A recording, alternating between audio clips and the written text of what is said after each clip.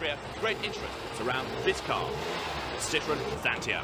It was driven by the reigning European champion, Jean-Luc, but had very little development time spent on it. It wasn't expected to be quick straight out of the box, and Kenneth Hansen here, the man who drives the Citroen ZX Turbo, was expected to be the winner in Austria.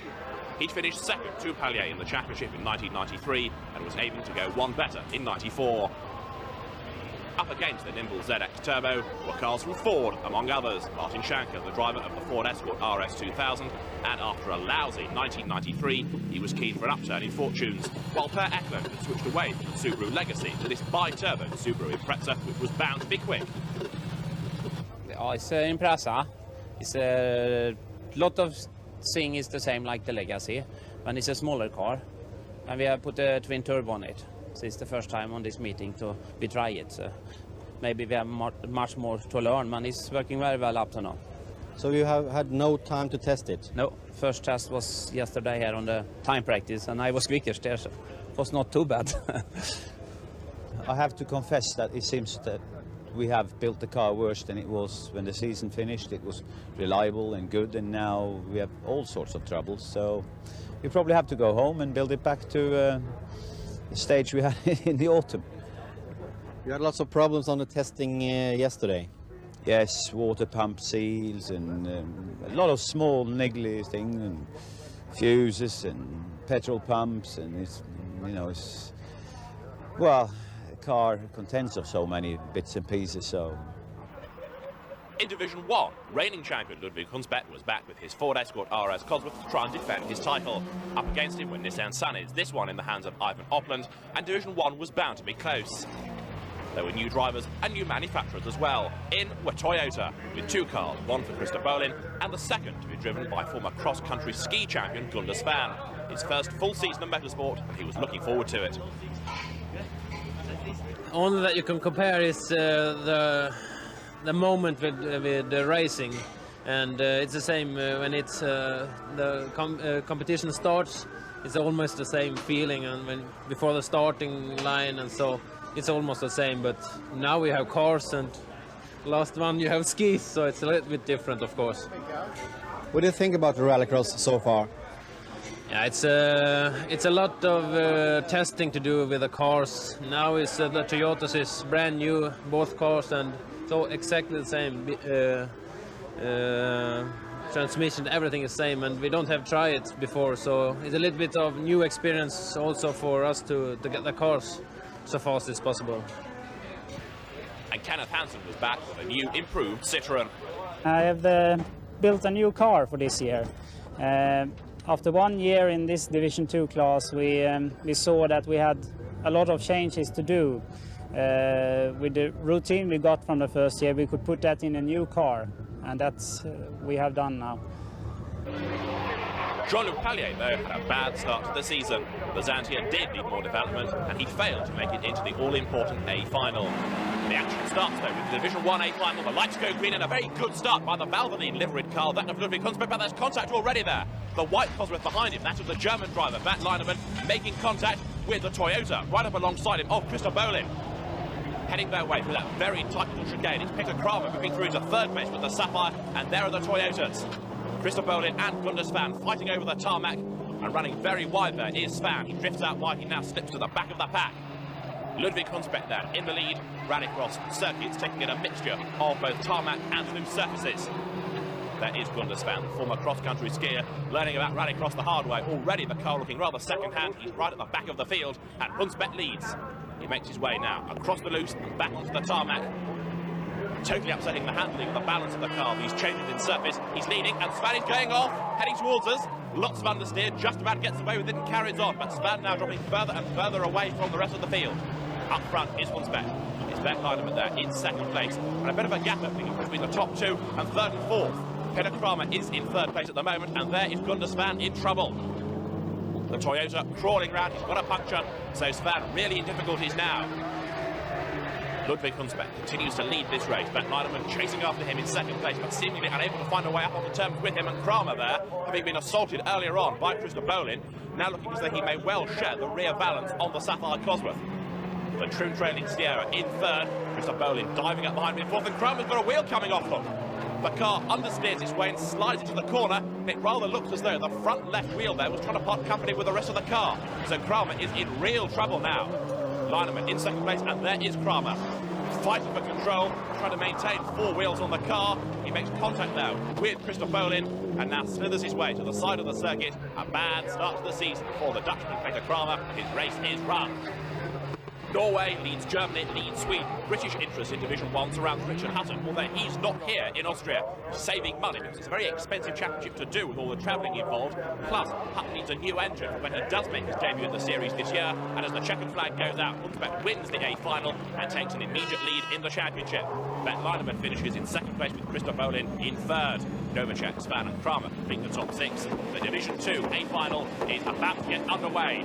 The flame-spitting supercars blast off with the Audi of Tommy Kristoffersen there, trying to barge through the front row of Kenneth Hansen and Per Eklund. Well, it's Hansen in the lead, his fellow Swede Tommy Kristoffersen there with a big Audi up in second place. Per Eklund in third, and Eklund is a man of whom great things were expected. He won the last round of last year's championship with a relatively outdated legacy. Now with a very powerful new Subaru Impreza with two turbochargers on it, he really is expecting to go well. Kenneth Hansen in the lead. He set the fastest time of the day early on with a 2-minute 1.72 second run in the heats. That gave him pole position, and now he's trying to pull away. Kristoffersen is in second place and holding up there. The Subaru, it seems, Eklund looking for a way past him, but all the time Hansen is stretching the car's legs, he's pulling away. Kristoffersen is in second place, Eklund is third, fourth is the white Escort of Jernberg, fifth is Englishman Barry Squibb, and it's Martin Iversen completing the top six. Martin Schanche failing to get this far, he blew an engine in his third heat. Hansen through that chicane. Kristoffersen still ahead of Per Eklund. Swedish drivers in the top four places at the moment. Jernberg there with the white Escort ahead of the red car of Barry Squibb. The Torquay Hotelier a little bit off the pace here, it seems. The Norwegian Martin Iversen leading the six cars in this A final. Barry Squibb discovering how much it costs to challenge the might of the European entrants in Division 2. Hansen in the lead. Eklund there, barging his way up alongside Kristoffersen. He goes through. He's into second place. Jernberg's into third, and he hits Eklund as well. Kristoffersen gets relegated from second to fourth, and up into second place now goes Jernberg. Eklund gets a tap in the tail from Kristoffersen. The Subaru gets sideways. Jernberg now with bodywork flapping at the front of the car. He's in second place. More contact again. Kristoffersen pushing Eklund. The pair of the cars fishtailing. Who's going to come out in front? The Subaru's on the outside. The Audi is on the inside, and Eklund just noses ahead. Hansen leads, that much is fairly safe to say. Second is Jernberg, third and fourth. Eklund and Kristoffersen having a tremendous scrap. Rallycross, a non-contact sport, but from time to time, things just go to the head, it seems. Kenneth Hansen is going to win here in Austria. He does so as he takes the checkered flag. Second place, is he going to be Jernberg? But he drifts wide there. Eklund comes through, so does Kristoffersen, and Rickard Jernberg slithering off the course. Barry Squibb comes across the line. So all change as they make their way to the checkered flag. Martin Iversen finishes right at the tail end of the field. Hansen wins from Eklund Kristoffersen, with Squibb fourth, Jernberg being pushed down to fifth, and he has a very battered car for his pains. The Swedish driver Kenneth Hansen then wins the first season. Round two was Portugal. The Lusada circuit, which also runs as a stage of the Portuguese rally, was going to offer some splendid competition. Rickard Hutton, a young Essex driver who competes in Division 1 with his white and green Escort Cosworth, was here but had a fairly troubled time during the course of the qualifying heats. That put him into the C final. Well, we missed out on Austria through not having an engine, basically. There was a few problems at the end of the year. We fixed that. Now we're back in Portugal. I believe I've got a good time, the second fastest in the time practice. For the rest of the year I'm hoping to make an appearance on all of them, if possible. And we shall see if we can do something better than I did last year. Because last year wasn't by any means a poor season. You were up there amongst them. I think it was more hard luck than... Yeah, obviously there's a lot of luck to do with it. I had a lot of luck and I had a lot of inexperience. It's my first year at racing at this level. Just a bit green, I think, and now I'm a bit wiser from last year, so hopefully I won't make the same mistakes. Jean-Luc is here in Portugal, looking for an improvement in the fortunes of his new Citroen, while Will Gollop, the 1992 European champion, has forsaken his Peugeot 309 in favour of the new, lighter, more compact Peugeot 306, although development was still needed on that. I mean, last year was a for us, a real development year with not enough budget and not enough time. This year we have a lot better car, and a lot of what we learnt from the 309 we put into the 306, and it's a lot better, but we still have lack of torque from the engine, lack of horsepower, but we hope to put that right for France, which will be the next round. And that will be with the bigger engine? Yes. Yeah. Can you just, what are the similarities between the 306 and the 309 you had last year? The car we used last year was roughly the same wheelbase. The track on this is a little wider. Had the same suspension with wishbones all round. Same transmission, same engine, but it's in a lot stiffer body shell and it handles a lot better. So we're looking forward to getting a bigger engine, because then we can really be in the ballpark. But not in the ballpark. Ludvig Hunsbedt, he won the opening round of Division 1's championship in Austria. He was out of contention. He needed a good result in the heats, and we're trying too hard. This is what happened. When dicing with Bernd Leinemann for second place, his Escort rolled out of contention and out of the meeting. Hunsbedt, the Norwegian driver, wouldn't be in any of the 3 finals. And there was a fair amount of argument between Kenneth Hansen and Martin Schanche as well. They too had had a coming together at the first corner during one of the heats, which resulted in damage to both cars. Schanche was very upset.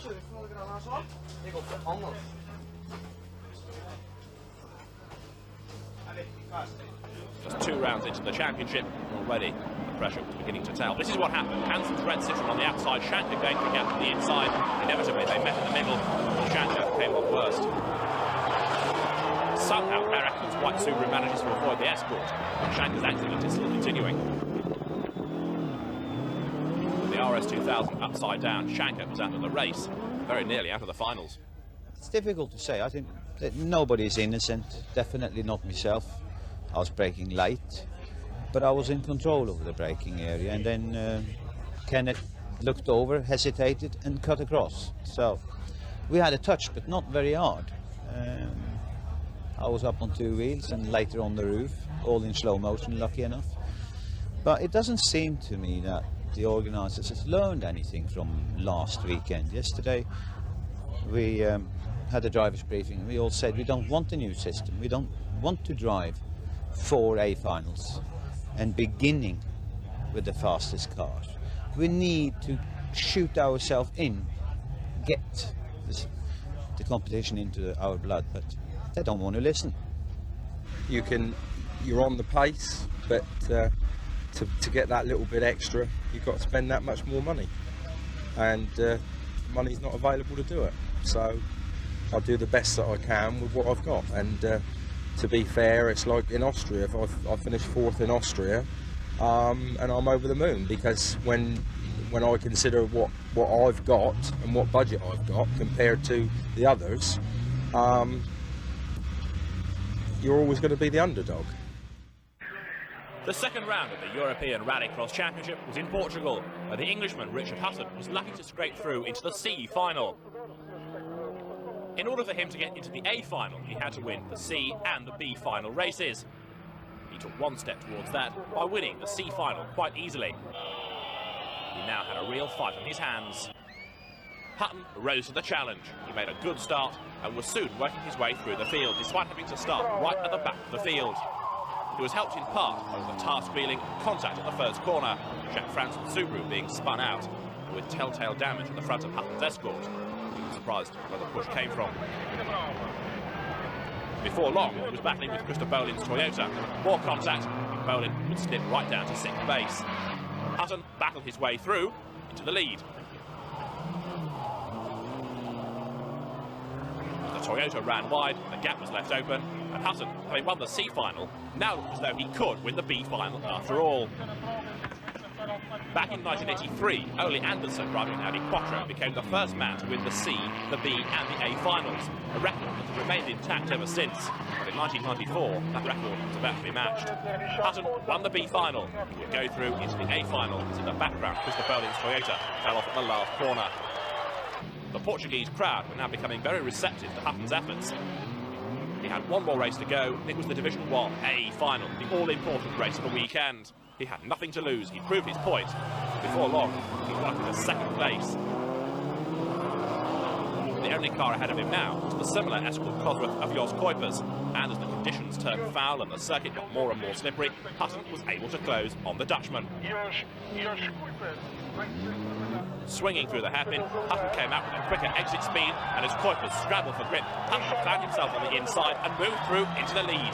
It was a quite incredible drive, and one that had everybody cheering. Despite Kuipers trying to fight back, Hutton was not to be denied on this, his day of days. He'd won the C final, he'd won the B final, and now he was going to win the A final and become only the second man to do this in the history of the European Rallycross Championship. Behind him, Kuipers was still battling with Eivind Opland, though after getting a bit too close for comfort at times. As the battle for second place took up a tangent, so Hutton was able to pull away and score a famous victory. He'd won all 3 finals in a truly magnificent drive. He may have missed the first round of the championship, but Hutton was a delighted winner in Portugal. The ERA Cup runs for 1400cc Group N cars. Like everything else, it has contact. Here in Portugal, it will be Susan Bergvall, the fiancée of Kenneth Hansen, who came through to win, and in so doing, be the first female winner of an ERA Cup round. Citroen AX Sport beating the Peugeots, the Metros and the Suzuki Swifts, and the ERA Cup will become very competitive by season's end. A delighted Susan Bergvall in what looks like a scaled-down version of Hansen's Division 2 car. She'd won her race. Now, will Kenneth do the same? The answer was seemingly yes. He had an advantage with Martin Schanche in second place, and third with Rickard Jernberg. Jean-Luc Pailler was chasing hard in fourth, with Will Gollop's Peugeot suffering from a lack of power in fifth. Pailler soon moved through into third place. The rapidly improving Citroen Xantia now set off after the top 2. Kenneth Hansen, though, would win. The checkered flag went out, and the entire Shell-sacked Citroen team were delighted. Hansen then moved into a commanding lead of the championship. Martin Schanche coming home second. Pailler was third, ahead of Jernberg in fourth position. The 2 Englishmen, Barry Squibb and Will Gollop, were 5th and 6th, but there was no denying Hansen his moment of glory. Round of the 1994 European Rallycross Championship took the teams to France, and here it was vital that Jean-Luc Pailler was able to perform in fine style. The Citroen Xantia had been getting ever quicker, and he looked set perhaps to win the Division 2A final. The ERA Cup, though, was once again proving to be plenty of fun. Peter Nielsen's Metro tried to lead at the first corner, and after a bit of contact with Susan Bergvall's Citroen, it did. Rudy Laubers was in 4th place with his Peugeot 205, but muscling his way through up into 2nd place in the Suzuki Swift was Ludvig Hunsbedt. Nielsen's Metro easily able to stretch its legs on the opening lap, with the Suzuki Swift chasing hard. The Suzuki Swift, though, has had years of development in Group N. The Metro hasn't, and that meant that Ludvig Hunsbedt knew he was going to be able to bring that gap down. Nielsen knew it as well and pressed on as best he could. Soon, though, that gap did come down. The Metro continued to lead the Danish driver behind the wheel, but chasing him hard now was Ludvig Hunsbedt. The Dutchman with the Suzuki Swift GTI was pressing hard, and it wouldn't take him long to find a way up alongside and charge past into the lead. Nielsen was pushed down into 2nd place, but would slip further down the field yet. Up behind him, Rudy Laubers, the Belgian driver with the Peugeot 205. But at the checkered flag, Verkoyen would win. Laubers it would be who would take 2nd place. Susan Bergvall took 3rd, and Nielsen a dejected 4th. The Metro had served notice of its promise, but it just wasn't quick enough on the day.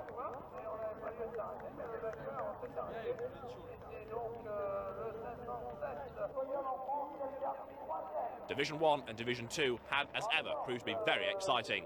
This, the Division 1A final, with Rickard Hutton's green and white Escort on the front row of the grid. He didn't need to repeat his amazing C, B and A final performance from Portugal here. He did need to win, and Eivind Opland were on board, which makes a good start. Up through the gears. Past him goes the Toyota there. There's a bit of contact. Opland squeals his way through the first complex of corners. It's Bernd Leinemann, the German driver, in the lead as Nick Jones' Escort goes off in the background. Leinemann then up front in 2nd place and chasing hard is Rickard Hutton. Now can Hutton find a way up onto terms with the German driver?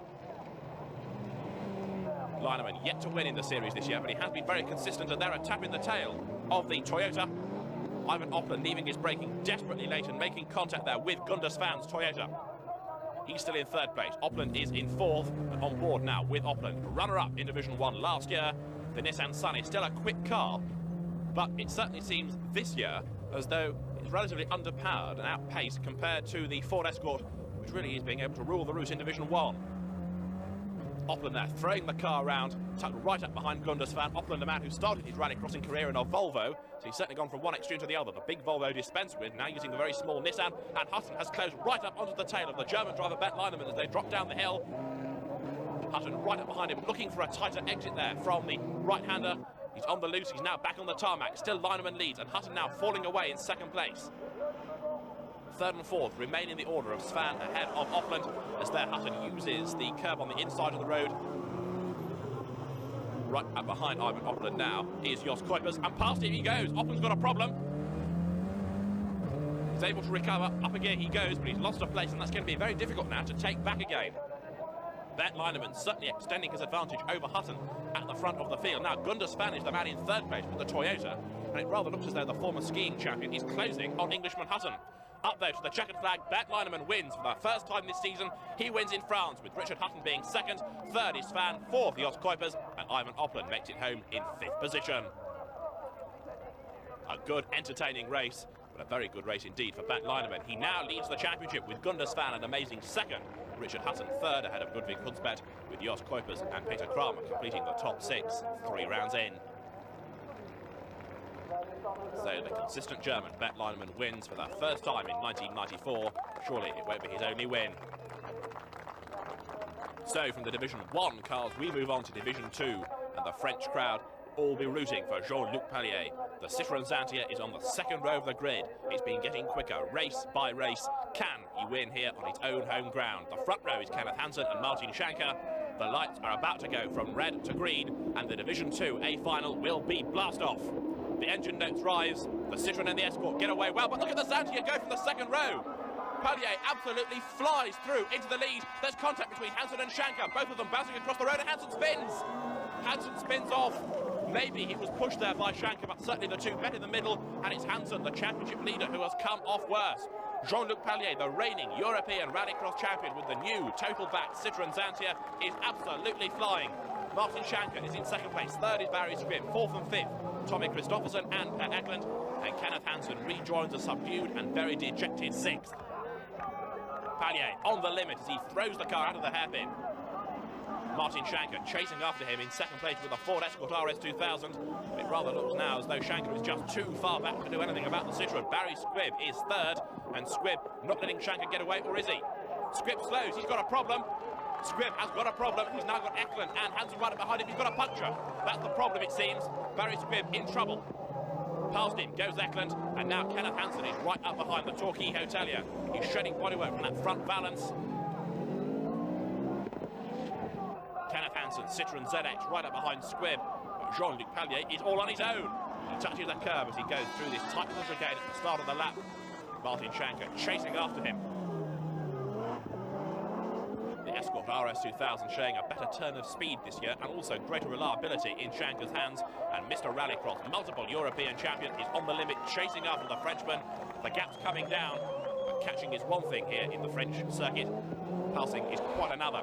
Even if Schanche can't get right up behind the rear wing of the Xantia, he's then got the real problem of finding a way past. Jean-Luc Pailler looks as though he's going to win. He comes through now. Schanche chasing after him with one more lap to run. The Escort's right up behind the Citroen. Now, what can the Norwegian driver, Martin Schanche, do to get the lead away from Pailler? They touch the curb, they accelerate now away. The French crowd all cheering for Pailler, who closes the door there very defensively, keeps Schanche at bay. The car's very evenly matched, despite the early pace of the Xantia. Schanche is having a go, he's round the outside, surely that's not going to work. It doesn't, there's contact. He tries to come in tight. The Xantia barges its way back through into the lead, and Martin Schanche is pushed back into second place. You certainly can't deny that Schanche is trying. Jean-Luc Pailler then is going to win, and Martin Schanche has given it his best shot, but he finishes in second place after a very good A final.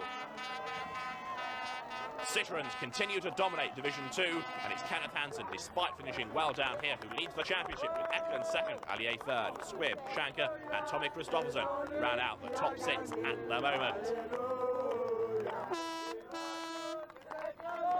and Jean-Luc Pailler has certainly given his fans the present they wanted. This third round of the European Rallycross Championship. He's won for the first time this year, and he's given the Xantia its first European win. The fourth round of the championship, Ireland. The Mondello Park circuit in County Kildare, where the racehorses are bred. It was going to be a very different sort of horsepower though here at Mondello Park this weekend. The European Rallycross Championship had hit town. This championship and this circuit always go well together, and there was a new face in Division 2. Bjorn Skogstad was back with his Ford Escort RS Cosworth, and it was one of the smartest cars in the championship. He'd been in the thick of the action in the qualifying heats, throwing the car around in his usual exuberant fashion. It's more or less a new car. It's the same gearbox and ancient block, but we have a new exhaust and inlet and the rear diff. The suspension is not the same, but the body is also the same. So it's 5 centimeters lower and 5 centimeters wider, and it's 100 kilos lighter. So the car is much better this year? I don't know, because we have been out practicing now 3 times, and we had 1 day testing the engine before we go. We have been a little bit in hurry because of my mechanic died for 1.5 weeks ago, and that was a sad story. But the life must go on, and he wants me to go on, so we try. But today we have small problems with the brake, but I think we sorted out this afternoon. And the Peugeot and Will Gollop were getting nearer the pace, although unlike the Citroen teams, this was a Peugeot with hardly any factory involvement. I mean, if you compare our team with Jean-Luc's team, I think we're just as up to the job as they are, but with some works backing that he's got, it's obviously a big help, especially in the engine department where you can spend a lot of your time working. I mean, he doesn't have to do any development on the engine at all, apparently, and he can spend the rest of the time on the rest of the car. So we're struggling with that. Also struggling with the Russian Renault team. This car, driven by Vladimir Makarov, had a very big and spectacular accident in the last round of the championship in France.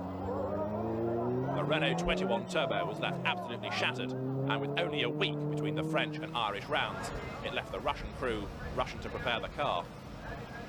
Somehow they did it, and the Renault was rebuilt in time to be able to take part in the heats here in Ireland. But the team had certainly been burning the midnight oil all week long. The Mondello Park circuit saw disaster for Barry Squibb, with his Ford Escort hitting mechanical problems early on in the day. But nonetheless, the Irish fans were going to be treated to some very spectacular racing. Jean-Luc Pailler and Martin Schanche had also been battling long and hard. The fight came to a premature end, however, when Schanche's Escort decided it only wanted to be a 2-wheel drive car. With a lack of front-wheel drive, he was pitched off into the gravel trap and ultimately into the tar barrier. That left the Norwegian somewhat bemused back in the paddock as he tried to find out what the problem was and what he could do about it before the finals. No, we really don't know what happened. It's either transmission or lack of hydraulic pressure, so the car started driving over the back wheels because it went very, very loose. I thought for the first time it was the tires, but by looking at the tires, they don't like they've been working very hard and not working, gone hot. So it's probably a transmission hiccup. It puts the pressure on you once more. It always puts the pressure on me.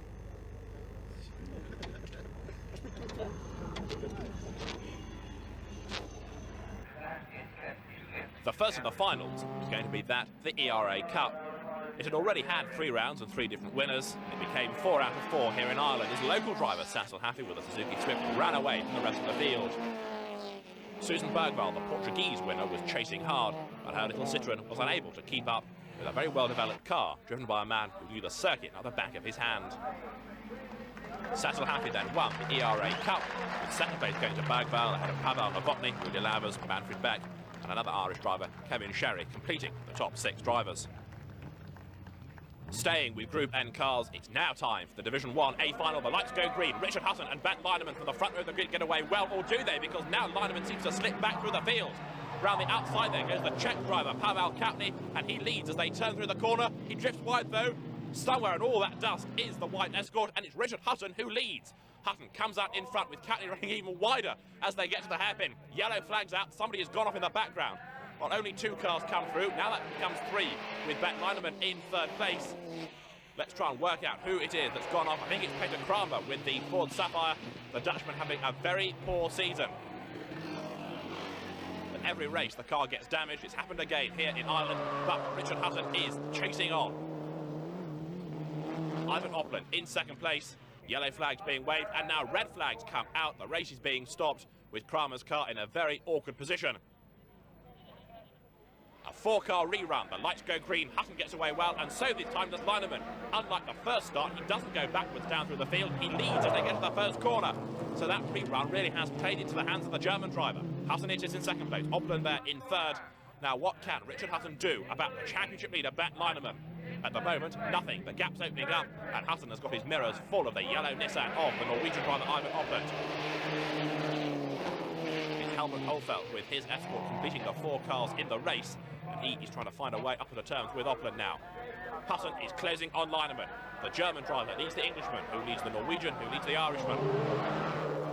Uphill, swing right, off the tarmac, onto the loose, back onto the tarmac.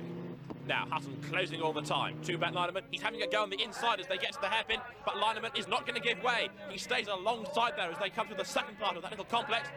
Contact between them. Hutton gets bumped briefly off the circuit, back on again, but he's lost a couple of lengths, so Leinemann is back in the lead. Hutton remains in 2nd place, and he's now got to do all that hard work in closing the gap all over again. They're back on the tarmac. Leinemann leads. Hutton is in 2nd place with what looks to be the quicker of the 2 Escorts. The gap coming down, look. Contact, bang, a tap in the tail. Hutton trying to find a way past Leinemann. They're back on the tarmac now. Helmut Holfeld is through into 3rd place at the expense of Opland, and again Hutton tries to weave his way through. They're on the loose, fighting for control. Opland's ailing Nissan in front of them. We'll get to see a car being lapped, not a regular occurrence in Rallycross. Opland pulls to one side, lets the 3 competitive cars go past him, and Hutton still doing his best to find a way past Leinemann, but he's running out of time now. Leinemann leads the championship, and Hutton, having missed the opening round of the series, really does need points from every round, and he needs lots of points. He'll get 20 for a win, 17 for 2nd. Hard on the brakes, into the hairpin. Rickard Hutton is tucked right up behind the Flipotec Escort. A little bit of contact there. Leinemann slides wide. Hutton clips him again. The pair of them bouncing off. Leinemann all over the grass. Hutton comes through. Contact made. Hutton leaps across the grass. He's heading for the tarmac. He's heading for the circuit somewhere. He's back on. He's off again. Leinemann leads. Hutton fighting for control. And Bernd Leinemann comes through now, up over the line. Leinemann wins the A final, and a dramatic last lap it was too. Hutton takes 2nd place with Holfeld 3rd, and Eivind Opland retiring hurt into the pits. And that used to be the tyre wall until Rickard Hutton came along. The marshals trying to rebuild the course for this race, the Division 2 A final. Schanche and Pailler on the front row, Hansen and Gollop on row 2. The 3rd row, Per Eklund and Sune Andersen. Who's going to make the best start then as the lights go green? We'll find out now. Schanche makes a good getaway, so too does Jean-Luc Pailler, and Kenneth Hansen looking for a way past the pair of them. It's Schanche who leads. The Escort comes in too quickly, he drifts off. All over the grass goes Schanche. He loses the lead, he loses 2nd place. Now, where's he going to be able to rejoin? Is it in 3rd? No, it's 4th. Will Gollop's in 3rd place, but Citroens are 1st and 2nd. It's Jean-Luc Pailler, winner last time out in France, who leads. Hansen, double winner this season, is 2nd. Then it's Gollop, then Schanche, then Andersen, and then Eklund. Onto the loose, heading back to the tarmac.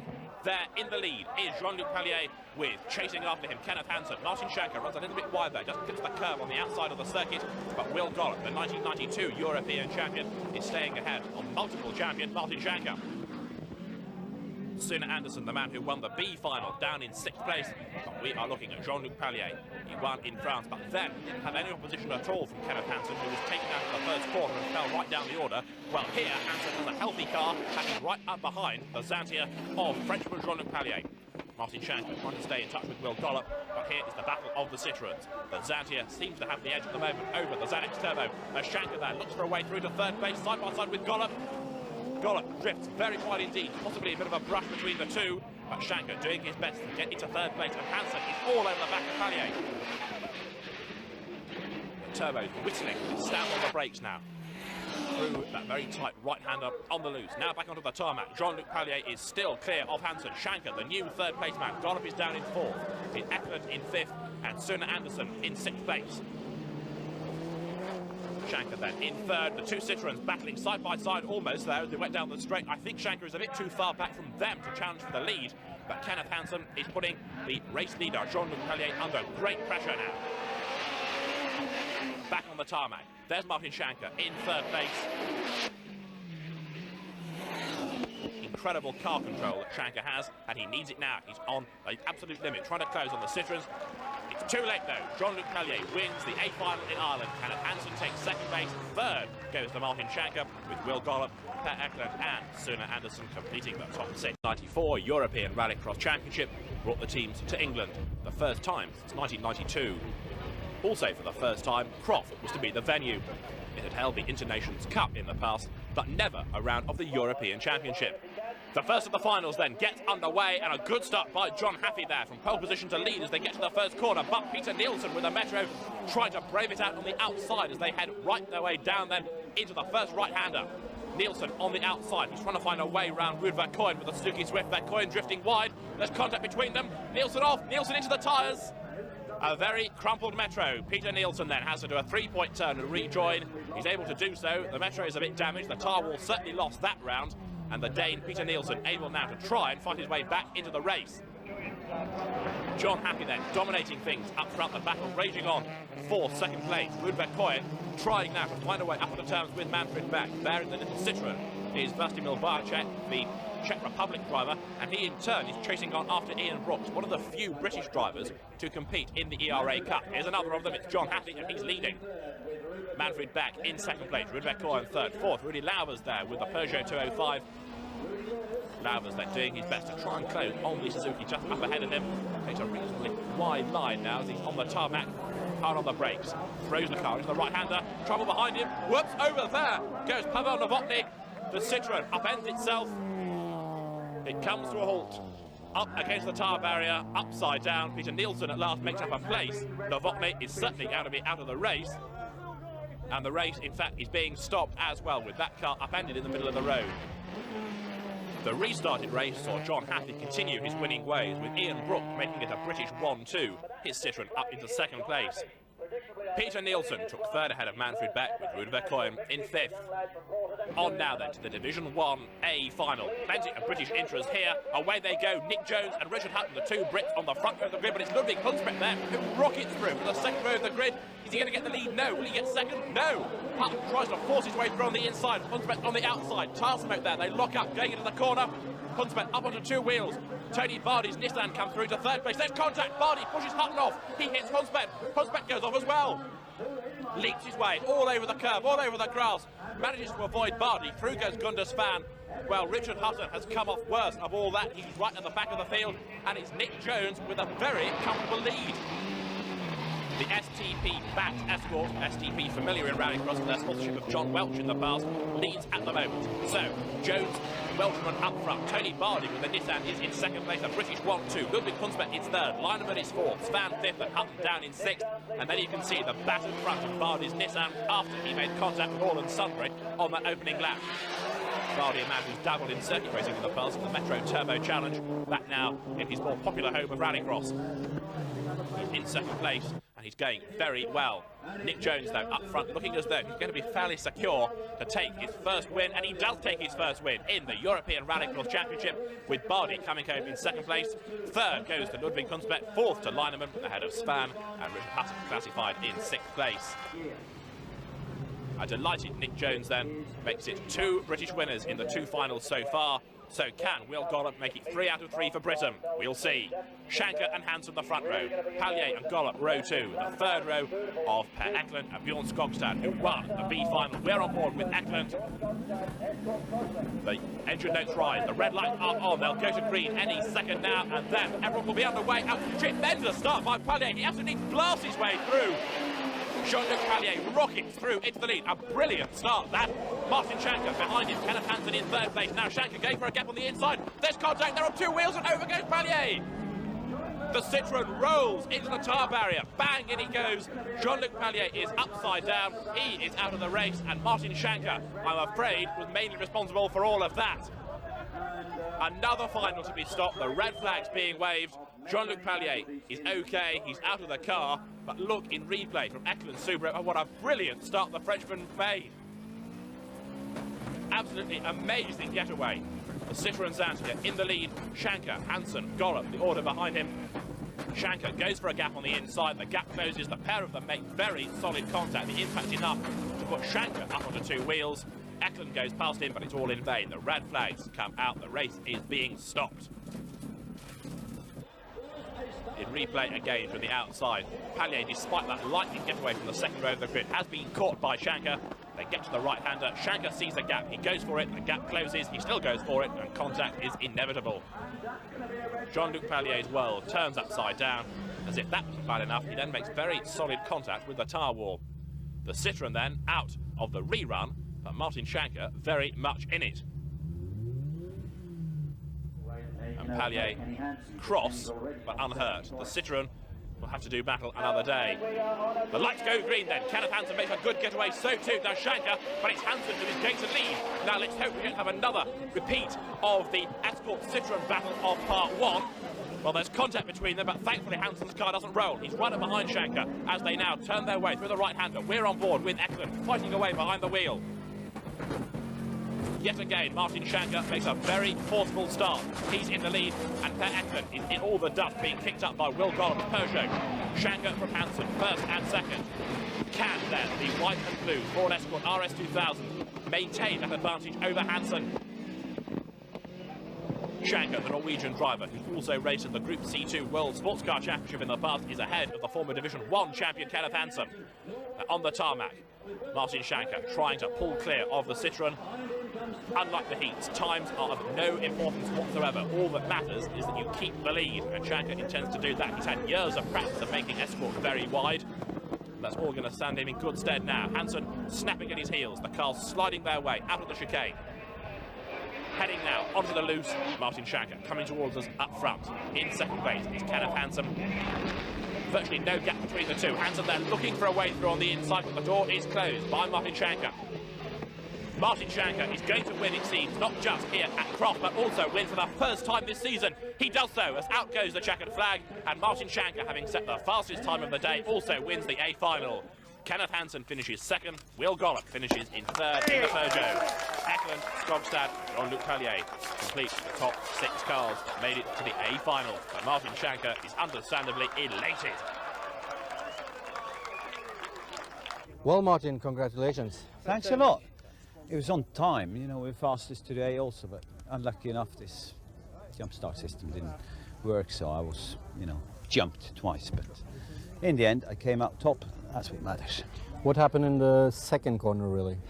Second corner down here, Jean-Luc went very wide. I took a very tight line in diving for cutting. We touched, he hit the inside curb, where there's a concrete piece, flipped over because we're in the right-hand corner. And that was it. Race was stopped. He had a blinder of a jump start, if I may say so, and then Kenneth had a blinder of a jump start in the other one, and just because I put a crank handle and put all my, you know, the engine to jeopardize and everything, I must have had 2.5 bar plus boost pressure, caught him up, came alongside him, and from then on the race was mine, and I bloody well deserved it. Congratulations, Martin. And the next race is in Sweden? Next one is up by the Polar Circle nearly, so we can see some ice bear. And also some very good action. Martin Schanche keen to make it 2 in a row. We've now had 3 different winners in the previous 5 rounds of the championship. Sweden, my country, very enthusiastic about its rallycross, and understandably so when they've got Kenneth Hansen as a potential champion. Hansen was eager to win on his own home ground, while Martin Schanche's team were getting to grips with the vagaries of a new sequential gearbox on the Escort RS2000. It would save Schanche time in the car, but it was also costing him a lot of time getting to grips with it. The Swedish crowd packed the circuit then, ready for the finals. Will Gollop's Peugeot, with a bit more power here to the tune of some 50 or so brake horsepower, was therefore expected to go better than ever before. An all-new engine for this race, Will? Yes, it's a 1900, and we have only tested a little bit in England before we came, but I'm finding it very good. We have a few problems with gear ratios now are not correct, but we hope by Belgium we'll have that better. Is there a big difference on the car now with if you compare it with the old engine? Yes, it has more torque at the bottom end and maybe 50 or 60 horsepower more at the top. So it's much better to drive. But I have to learn how to drive it now, maybe. Jean-Luc Paillier's mixed season continued. He wouldn't make it to the finals, and this was why. During the qualifying heats, he was on the receiving end of a fair amount of pushing and shoving between Kristoffersen and Hansen. It was Pailler, though, that came off worse. The Xantia slamming into the barriers. The Frenchman was out of the race and out of the meeting. The Xantia far too badly damaged to continue. It had certainly been a big impact, and Pailler had been the innocent victim of it all. The pushing and shoving had started with Kristoffersen trying to squeeze out Hansen, and the pair of them flicked into Pailler's car, which in turn was spun into the barrier. Kristoffersen moves across on Hansen, he gets squeezed, clips Pailler, and off goes the Xantia, heavily into the barrier. Bjorn Skogstad saw it all happen in front of him.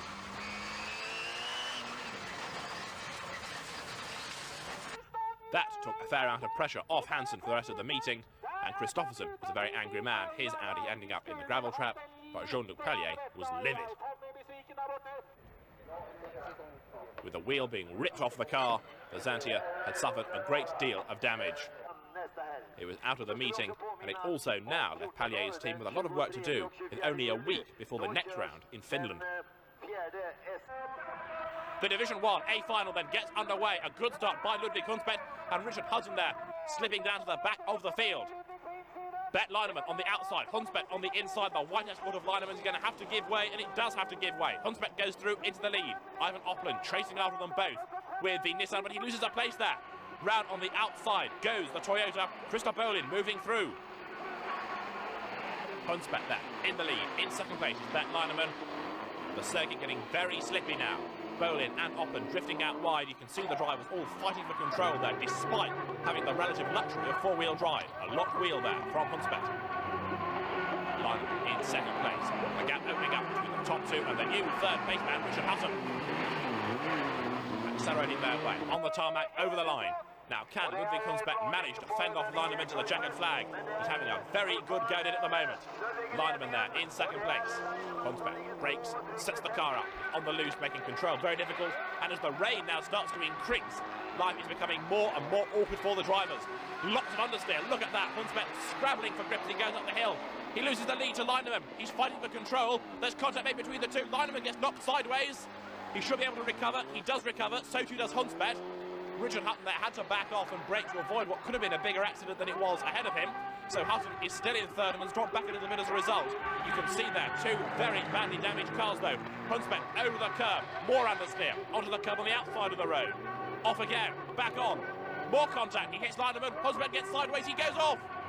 Ludvig Hunsbedt, the leading Scandinavian driver in the championship, does eventually recover, but down in fourth place, Leinemann wins from Hutton and Kuipers.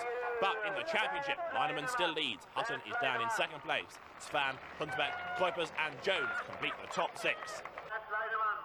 One more final to go in Sweden. It's going to be fast, it's going to be exciting, and it's going to be wet. Bjorn Skogstad, who won the B final, being pushed off the grid with electrical problems. The lights go green. Now can Kenneth Hansen win on his own soggy home ground? Not if Martin Schanche has got anything to do with it, but the Citroen leads. Schanche is down in second place. The Swedish driver, Tommy Kristoffersen, is third. Then Brit, Barry, Squibb and Will Gollop are fourth and fifth. And it's Schanche who goes through to the lead. Martin Schanche goes through into the lead. Kristoffersen muscling his way through on the inside of Hansen as well. Escort, Audi, Citroen, Escort, Peugeot. Will Gollop's car slowing at the back of the field. Hansen getting pushed sideways there by Squibb. They're all fighting for control on what is becoming an increasingly wet and slippery and treacherous circuit. But Martin Schanche is the master of it at the moment. He leads. He's going for his second win of the year. Hansen's going for his third, and Kristoffersen has yet to win this season. Down the hill, drops Schanche. You can see just how wet it is. The Escort gets sideways, he goes off. Schanche throws it away. Kristoffersen goes down to fourth. Schanche's off again, look. Squibb barging his way up alongside Hansen, who's not going to be denied. There's contact, and Squibb now spins. Barry Squibb has a big, big spin. From the tarmac to the loose. Hansen is bringing that gap down. being cattle with lots of power, making their way up the hill. You see the back step out as the power comes in. It does so. Schanche from Hansen, the gap coming down. Schanche won at Croft. Hansen won in Austria and in Portugal. He wants to win here in front of his own enthusiastic crowd in Sweden. He's tucked right up behind Martin Schanche as they drop down the hill. Schanche went off here a lap ago. Will he do it again?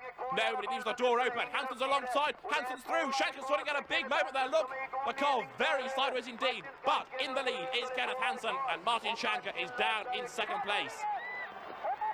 The Citroen ZX Turbo leads in Sweden. Martin Schanche on the limit, the car stepping out of line all round this very tight and twisty circuit. He's trying to close the gate. He does close, but he can't find a way through. Drifts wide there, outbrakes himself on the tarmac.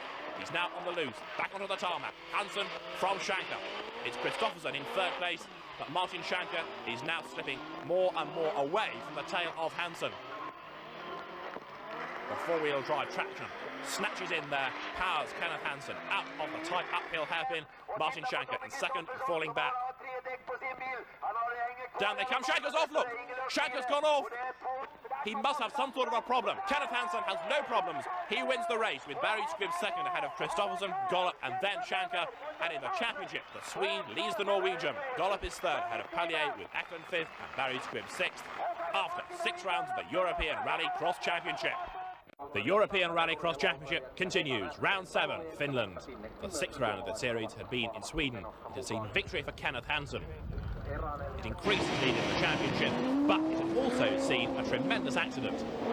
1993 champion Jean-Luc Pailler flung into the barrier, and his new Citroen Xantia was left very badly damaged. What happened on the second heat? I don't know what had happened after me. Perhaps I have first on. I think perhaps Tommy and Kenneth is touch, and Kenneth pushed me, and no, perhaps no brake, and I pushed it on the and saw the run, and the car is very difficult It's difficult to run this weekend with the car because it's not good. We were talking to Pailler a little bit earlier, and the crash last weekend, he blamed a little bit about Kenneth. What do you think? Yeah, it's easy to blame some other drivers, but I think also that we drivers talk a lot between each other, and I think that we have sorted out who was the one who made the problem. So I think we are clear with that race now. From my opinion, we are clear with it, and I think we sorted out whose fault it was. So now we look forward. Yeah, I got the blame directly after the crash, and I think that it's difficult to blame anybody because it's a lot of will, and everyone who wants to be first to the first corner. And from my point of view, it was I was stuck between Jean-Luc and Tommy, so I didn't do anything. I had my line, and on 1 or 2 tenths of a second, it just happened. Will Gollop is a far happier man now that he's got a more powerful engine in the new Peugeot 306. He was right on the pace in Sweden. He's expected to be here in Finland as well. Gollop smiling again. Well, Will, you proved last weekend that you're back at the top again. Yes, we're very happy with that. The engine's going very well. Although saying that, we have a little problem this morning. We seem to be getting a lot of air in the water, and hence it's overheating. So the new engine is working the way it should be? It is, but as I say, we have an overheating problem, so maybe that will finish the day for us. But we're very happy that we're back at the top, and we intend to stay there. The ERA Cup, the 1400cc Group N cars are about to get underway for their final here. Away they go, a good start there. Rudy Lauwers it is with the Peugeot who leads already though. Bits of bodywork hanging off certain cars. Rudy Lauwers there, up front, he makes his way now through the first chicane on the loose, onto the tarmac. Accelerating away. Chasing after him there is Bjorn Olsen in second place. In third is Manfred Beck. And down in fifth is Pavel, the man who won last time out in Sweden. Susan Bergvall, penultimate place at the moment. A lot of work to do then for the Swedish girl as up front Rudy Lauwers leads. So far this year we have had 6 different winners in the 6 rounds of the championship. Can Rudy Lauwers make it 7 from 7? Susan Bergvall there with a battered car. The front balance completely missing after a very hectic opening lap. Susan Bergdahl now trying to move her way up through the order. Rudi Lauvers leads, the battle going on for second place with the car of Bjorn Olsen holding up Manfred Beck, and that's all allowing the race leader to pull away. Eklund in there, number 520, in fourth place at the moment. In fifth is Novotny. Susan Bergdahl now into sixth as the cars head from the tarmac onto the loose, and Rudi Lauvers making things look relatively easy up front. Manfred Beck there challenges Olsen on the outside. He's not really the place to go, but he will have the inside line for this corner where they come back onto the tarmac. He can't find a way past though. Lauvers leads, up they come to the checkered flag, he wins. Across the line in second place goes the car of Bjorn Olsen, with third going to Manfred Beck. 7 races and 7 different winners in the ERA Cup, and that is some going. This, the Division 1A final. Ludvig Hunsbedt, Rickard Hutton, the 2 drivers at the front of the field. The lights go green and away they go. Well, most of them do. Disaster though there, left at the start. Gunnar Kittelsen. There's contact as Hutton's car gets knocked sideways. Swinging through from the loose onto the tarmac, Hutton ahead of a very crossed up Hunsbedt, the Norwegian who won the championship last year, seeing Hutton trying to escape ahead of him. No Bernd Leinemann in the Division 1A final here. Leinemann is the man who leads the Division 1 championship. Hutton his nearest challenger. So really, Rickard Hutton does need to win this race in order to keep his championship hopes alive. He's got Hunsbedt and then Pavel Koutny in second and third places, and Hutton there using all of the road. He comes through with Hunsbedt chasing after him. From the loose to the tarmac. Hutton throwing the car around. Very spectacular driver. He can afford to be. He's got a good advantage over the second place fight. Ludvig Hunsbedt still ahead of Pavel Koutny. The Toyota of Gunde Svan going through in fourth place, and Hunsbedt now starting to hold up Koutny. Koutny getting frustrated. He can see Hutton pulling further and further away up front, and he also knows that if he could get past Hunsbedt, he could go for it. He's alongside now. There's contact between the two. They avoid the market tiles, or do they? Well, they both go off. Gunde Svan goes through up now into second place. Jos Kuipers goes through into third, and Hunsbedt and Koutny drop to fourth and fifth. Rickard Hutton wins here in Finland, using all of the road as he comes with a final corner. Hutton scores victory. Second place is going to go to Gunde Svan with the Toyota, his best A final finish of the season, with Jos Kuipers after a slow start chasing him home. Fourth place goes to Ludvig Hunsbedt, fifth to Koutny. Gunnar Kittelsen completes the 6 qualifiers in the A final, a race won by Rickard Hutton, and that really is an important win. You can see how delighted Hutton is. Gunde Svan equally happy with that second place of the Toyota now, coming stronger and stronger race by race. The Division 2 A final. We're on board with Martin Schanche, looking back at the rest of the grid. He's got Will Gollop alongside him on the front row. That's a real turn up for the book. The red lights are on, they go to green, away they go. The Citroens of Hansen and Pailler behind the Escort, and it's the Escort that leads. Will Gollop there in second place. Kenneth Hansen is third. Schanche, winner once this season, that was in England, is ahead at the moment. Will Gollop is second. Up into third place is Hansen, and fourth is Eklund. Jean-Luc Pailler in fifth at the moment. Stones crashing against the underside of Schanche's Escort. Bodywork flapping behind. Will Gollop sideways. Peugeot 306 in second place, and here is Schanche in the lead. Gollop, Hansen, Eklund, then Jean-Luc Pailler, and notice that car running without a rear wing. The team haven't had enough time to totally rebuild the car after its big accident in Sweden, so they've elected to run here without that rear wing. Whether it's making much difference or not, we'll never know, but certainly Pailler is further down the order than he would like to be. Gollop and Hansen, second and third, the two very nimble, short wheelbase cars battling among themselves. Eklund's improving Subaru is fourth, but Schanche is escaping up front. They're on the loose, they're heading back to the tarmac, and Martin Schanche can see in his mirror that the battle raging on for second and third places should delay those involved just enough to allow him to pull clear. Down a gear goes Schanche. Remember, that car now has a sequential gearbox, but Will Gollop is right up behind him now. In his efforts to pull away from Hansen, Gollop is drawing closer to Martin Schanche. The black Peugeot sliding around, Gollop going up and down through the gearbox. Back onto the loose they go. Heading into the next tight left-hander. Schanche throwing the car from one side of the circuit to the other.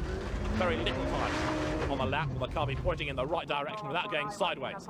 Onto the tarmac now. Gollop is right up behind him. This, without doubt, his best race of the season. He's having a real go now. Kenneth Hansen still chasing after him in third. But as they leave the tarmac and go onto the loose, Will Gollop is certainly now close enough to challenge Schanche, but he's running out of laps and he's running out of corners at which to try. Round the marker tyres, onto the tarmac. Hansen there using all of the curbs. Gollop with a Peugeot 306. Greatly heartened by its improved progress. He's right there behind Martin Schanche. Former European champions both. The Escort RS 2000 of Norway's Martin Schanche leads the Englishman Will Gollop here. Gollop prepares the car himself through his G-Tech concern.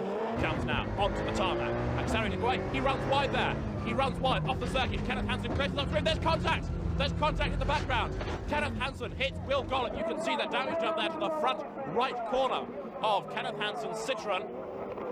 Poor Will Gollop, shunted out of contention.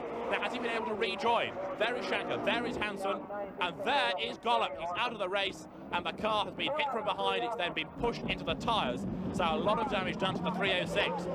Still Schanche, although he's going to win the race, he's not going to win by quite the massive margin it looks as though he might have done at the start.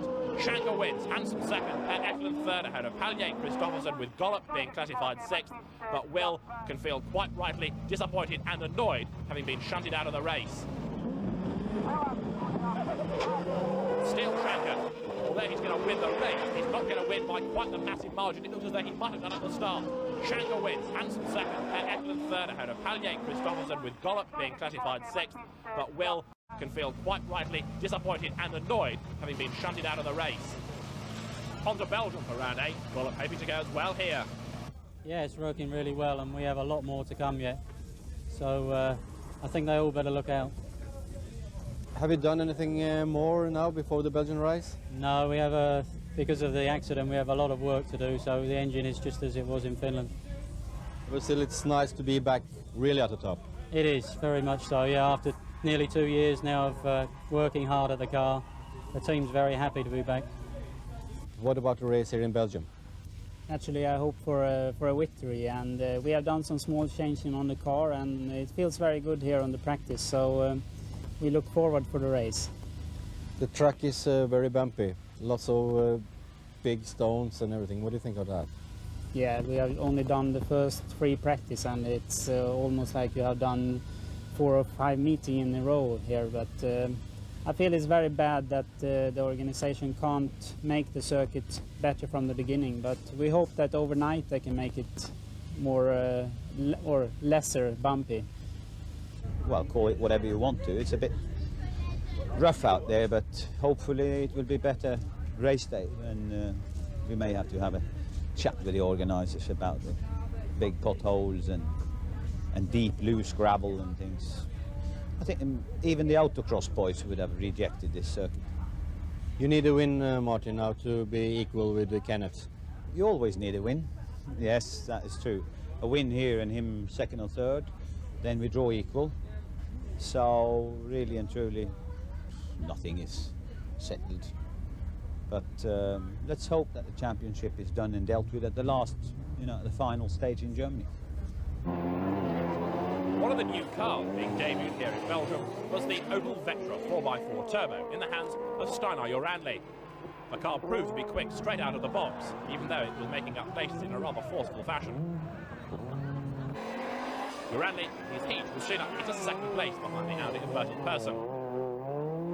And then the car fishtailed its way through into the lead.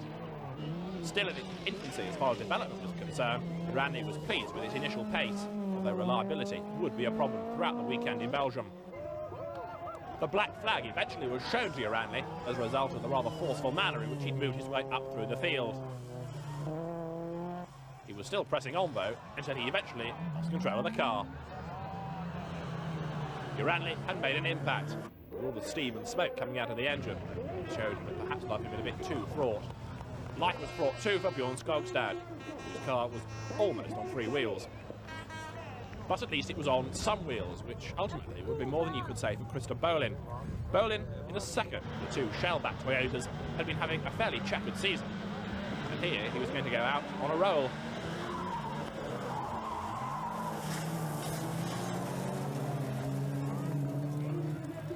He was okay. The car looked rather second-hand afterwards.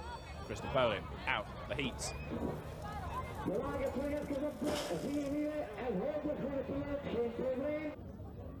Not surprisingly, he wouldn't make it through to the A final, but those that did promised to give plenty of action in this tight and twisty circuit. Philippe Chamois could be having a fairly trying time with his Renault, which eventually disintegrated around him. With a wheel parting company, the already battered 19 Turbo thundered its way into the bank, and that was him out of contention. Further dramas, Jan Becker with his Nissan managed to avoid most people in the race, but not the banks. Gunde Svan being just as energetic as ever. In the background, Lasse Salström visited the gravel trap.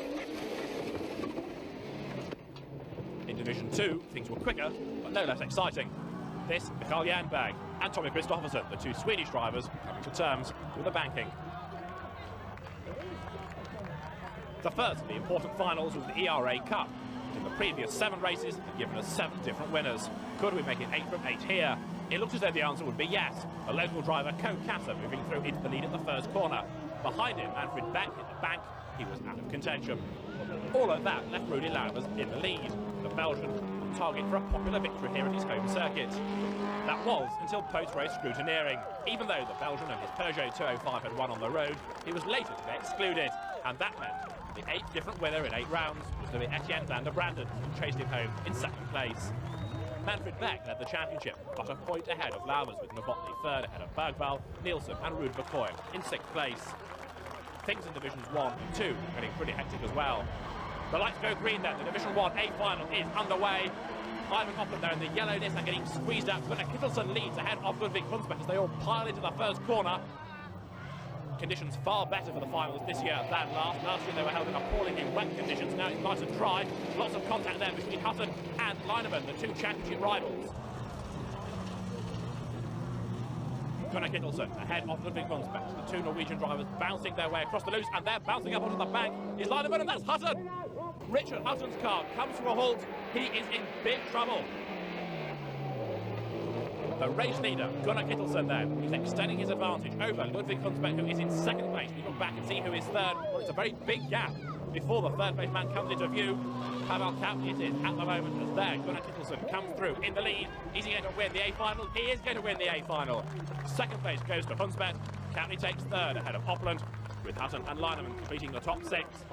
In the championship, Leinemann led, but by taking dropped scores into account, he slipped to 2nd behind the Englishman Hutton. Ludvig Hunsbedt was 3rd. On now to the Division 2 A final. The lights go green and away they go, with Hansen making a tremendous start right round the outside of Schanche. Martin Schanche with the Ford Escort RS 2000 is tucked right under the rear wing there of Hansen. He's got Jean-Luc Pailler in 3rd place. Schanche, the 5 times European champion, looking for a way onto terms with Kenneth Hansen. The championship becoming a battle between these 2. Schanche there right at some terrifying angles. The car almost gets away from him. He loses 2nd place. Jean-Luc Pailler comes through into 2nd, and that bit of over-exuberance, that excessive zeal, has cost Schanche dear. He's still fighting for control. He runs wide. Gollop's alongside him. Gollop through. Gollop is now 3rd. Schanche's down to 4th, but he's fighting back. Martin Schanche right up behind Will Gollop, trying to take 3rd place away once again, and that's Barry Squibb in trouble. Barry Squibb, the underfinanced Torquay hotelier, crawling round. He's got problems, but no dramas at all for Kenneth Hansen. He's on target for his 4th victory of the season. He won in Austria, in Portugal and in Sweden. The battle raging on there between Gollop and Schanche, as here comes Kenneth Hansen heading towards us. Schanche battling his way up on the inside of Will Gollop, but you see now the Peugeot with its increased power has jumped with enough grub to stay ahead of the Escort. Citroen 1st, Citroen 2nd, Peugeot 3rd, and a wildly driven Ford Escort RS 2000, that of Martin Schanche in 4th place. Round the tight hairpin, Kenneth Hansen still clear of the Zantian, now its rear wing on again. Very narrow corner that, really denying drivers any chance to find a way through midway round the corner. Schanche tucked up behind Gollop, but Kenneth Hansen is making life look very easy. Schanche again trying to find a gap on the inside of Gollop. Bjorn Skogstad going well, he's 5th. Barry Squibb, having retired, will be classified in 6th position. And now Gollop is closing on Pailler, and he's pulled well clear of Schanche. Maybe Schanche has got a problem, but maybe so too has Pailler, because all of a sudden the Peugeot 306 of Gollop is right with him. Schanche there going off briefly in the background.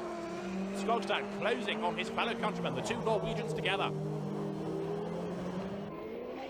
Kenneth Hansen, the Swedish man, is in the lead. In 2nd place is Pailler, being far more subdued now in his lines, not really being as extrovert in throwing the car around as once he was. He now needs to keep Gollop at bay. being very defensive in his driving there. In fourth is Schanche, fifth is Skogstad, who's been playing all season long by a misfire. It rather looks as though that might have afflicted him once again because the car was slow out of that corner. Kenneth Hansen does win for the fourth time this season. Jean-Luc Pailler is second. Will Gollop takes third ahead of Schanche, Skogstad, and Barry Squibb classified in sixth place. It's beginning to look like Kenneth Hansen's year. The Citroen ZX seems to be unstoppable now. In the championship, he has 131 points to Schanche's 114. Pailler is third ahead of Eklund, with Gollop fifth and Squibb sixth. 8 rounds in, 3 to go. Will it be a Swede or a Norwegian to win the crown? Welcome back to International Motorsports, and welcome to Valkenswaard in Holland for the 9th round of the European Rallycross Championship. We start with a look at some of the heats from Division 2. Kenneth Hansen in the red Citroen there on the inside of Martin Schanche's Escort RS 2000. But Schanche it is who leads as they go into the sacked box for the first time. Hansen with the red Citroen looking for a way past him. From the tarmac they head now onto the loose. A part of the circuit named after the rally driver Stig Blomqvist, and the cars making their way through what is a very tight but very fast circuit. Schanche with Kenneth Hansen right up behind him, heading now into the Hackbocht, then onto the tarmac with the Tarzanbocht, but Schanche it is with Hansen right up behind him, first and second as they come through to complete the lap. Escort versus Citroen, as it has been for much of the championship this season. And Martin Schanche able at the moment, it seems, to fend off the Citroen. Here it runs very wide indeed, and off the circuit altogether he goes. Schanche throws it away when he's prone to doing that. Blindingly fast, and then he has the most bizarre loss of concentration, and it's happened again. He comes in too quickly and runs wide. John Cross goes past him up into second place. Steinar Uranli is up into fourth with the turbocharged Opel Vectra, but Schanche makes 2 errors in the space of a couple of corners, throws away a commanding lead, throws away second place, and now he's all fired up, looking for a way back past John Cross. The Citroen well clear in the lead now. The Fiesta in second place, and Schanche goes through on the inside, bang, into the side of the Fiesta he goes. John Cross ends up in the gravel trap. Martin Schanche loses further friends, but he's into second place. Yellow flags being waved. Steinar Uranli's Opel Vectra out of the race with extinguishment there. You can see clearly the car having briefly caught fire. Uranli safely out of the car, and Kenneth Hansen now is on target for a win. Checkered flag out, he wins the heat, and in a quick time, enough to put him into the A final. Martin Schanche coming through after a physical drive for second place and the black flag at the same time. Schanche then disqualified for the contact used to get past John Cross, and Steinar Uranli's Opel Vectra is not going any further. Plenty of drama in earlier heats as well. Peter Dolkin with the Citroen AX involved in a battle with Klaus Buttenschön. The two made contact, off they go. Dolkin into the bank in a big way. The circuit briefly blocked, and the ERA Cup contingent were also out to their old tricks. Citroen AX is having a very bad day. Division 1 saw Eivind Opland leading his heat. Peter Kramer up into second place. Vidar Christensen was third, being attacked by the Toyotas. He ran wide into the bank and then fought back. Off he went into the bank and over. Christensen's heat came to an early close. Plenty of drama then through the qualifying runs, and Vidar Christensen's Escort looking a little worse for wear. The marshals on the scene to help him out of the car, but the Norwegian's Escort very crumpled. Philippe Chanois in Division 2 fell out with Jan van der Elderen with the Sapphire Cosworth, and then the ERA Cup Brigade decided to go for the sequel. Christian Heck came off worst. Flipping Heck, he said, as he ended up on his roof. Peter Nielsen with the Rover Metro, stationary in avoidance. The dramatic heats aside, it was then time for the finals for the Division 1 cars. First of all, the C final gets underway. The yellow Escort of Lasse Sällström there makes a good start, although it's the Toyota of Christer Bohlin moving through on the outside looking for the lead, but no, Sällström it is who's just able to cut across and maintain the lead at the moment. Jacques Franssen going through in third place with the Subaru. The cars now then off the tarmac onto the loose. Lasse Sällström it is in the lead, trying to break away from second place man Christer Bohlin. The Escort versus the Toyota, the way it has been throughout the Division 1 Championship for much of the season. The two making their way again on the loose, heading now out of the Tarzanbocht and into the chicane. They only use this chicane on lap 2 onwards. They ignore it at the start, and use it for successive laps afterwards. There's Jacques Franssen with the Subaru Impreza going through in third place. Not able at the moment to challenge the Toyota, as onto the loose goes Lasse Sällström, pulling away all the time, gets the car sideways but corrected. Jacques Franssen closing up there to the tail of Christoph Bohlin with the Toyota. Sällström making his way through in the lead. All the time though, Lasse Sällström is pulling further and further away, and Christoph Bohlin becoming distracted now by dint of having to make that Toyota very wide and fend off the third place car, that of Jacques Franssen. The Subaru looking quick. Very tidy, very well presented car of Jacques Franssen, the Belgian driver. And here in Holland, he is tucked right up behind the Swede. Is there a gap on the inside? No, there's not. Squeal of tyres as they make their way through the right-hander. Nose to tail then, second and third, as up to the checkered flag, and victory goes Lasse Sällström. That puts him into the B final, and second place just goes to Christoph Bohlin.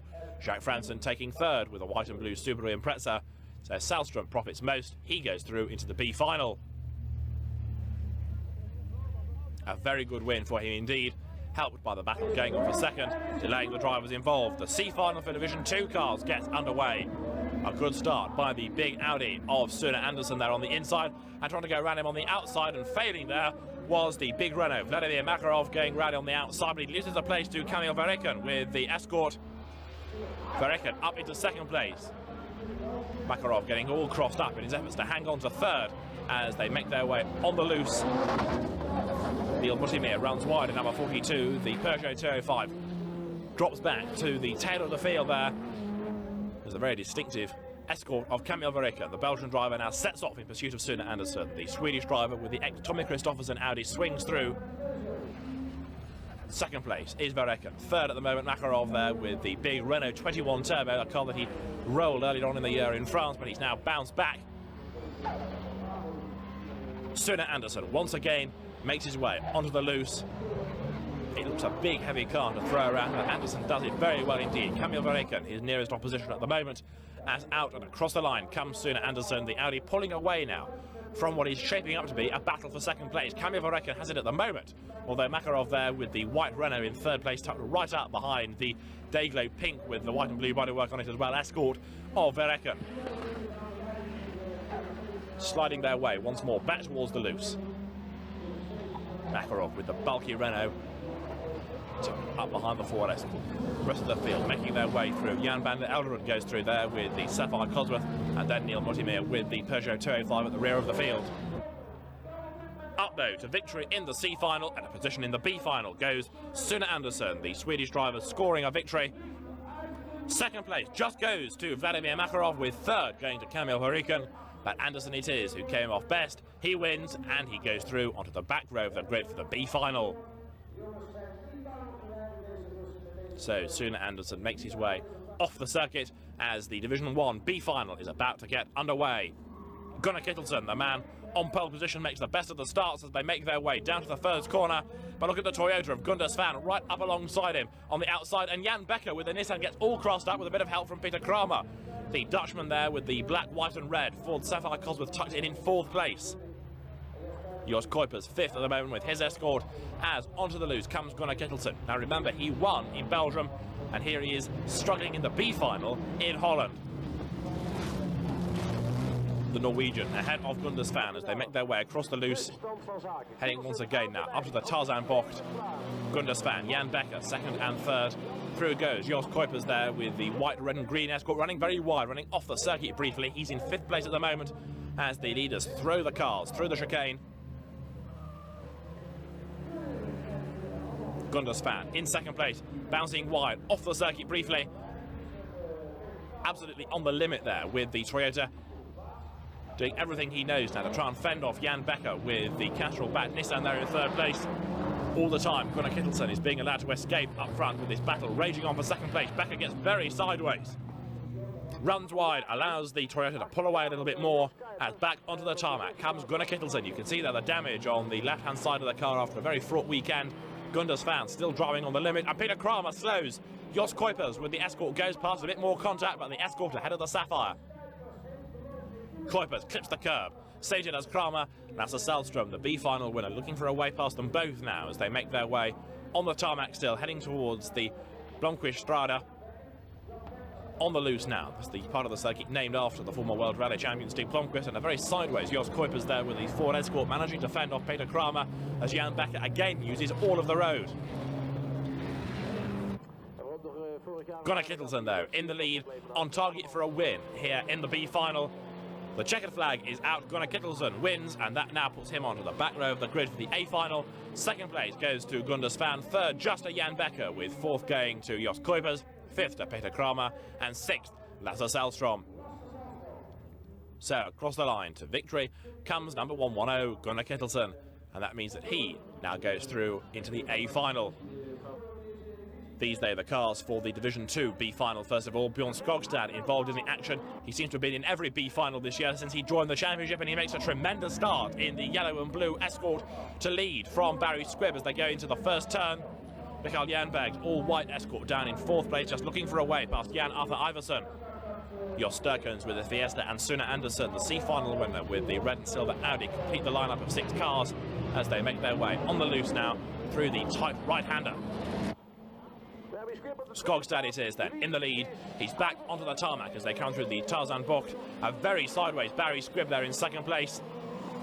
12 months ago here, Squibb it was who qualified on pole for the A final, but had an exhaust problem, and with all the fumes coming into the cockpit, he was almost unconscious by the end of the race.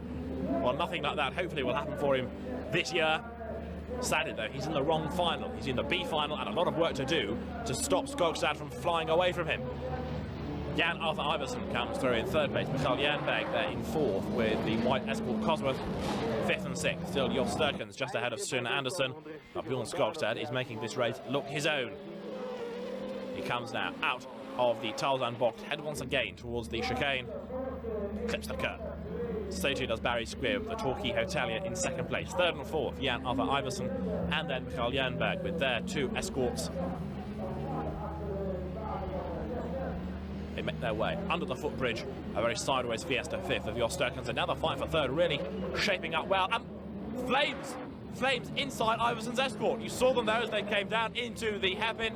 He pulls to one side. He knows that things are getting a little bit too hot in the Ford. Past him will go Sturkens and Andersen. While Iversen's race is over, let's hope the car isn't over as well. Flames inside it. Bjorn Skogstad, though, wins the B final. Barry Squibb comes across the line in second place. Third goes to Jernberg, and the fight for fourth will be resolved in a moment. Jos Sturkens just snatched it fourth place from Sune Andersen as the fire marshals put out the blaze on Jan Arthur Iversen's Escort. So Bjorn Skogstad goes through into the A final, and poor Jan Arthur Iversen has to survey what could have been an even more expensive drama. We move on now to the final for the ERA Cup Cars front-wheel drive 1400cc machines running in Group N trim. Susan Bergvall gets a very good start with the red Citroen AX, and she leads as they drop down into the first corner.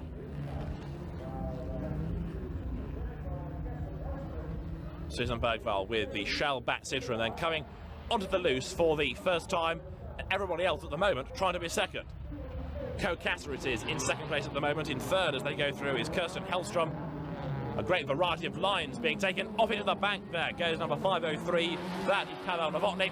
Further dramas as round spins. The car of Sven Svielga, he won the B final, but Susan Bergvall is in the lead at the moment. She comes up across the line, heading now into the chicane, and Bergvall under a lot of pressure from Koutny. We saw him for the first time in the last round of the championship at Belgium.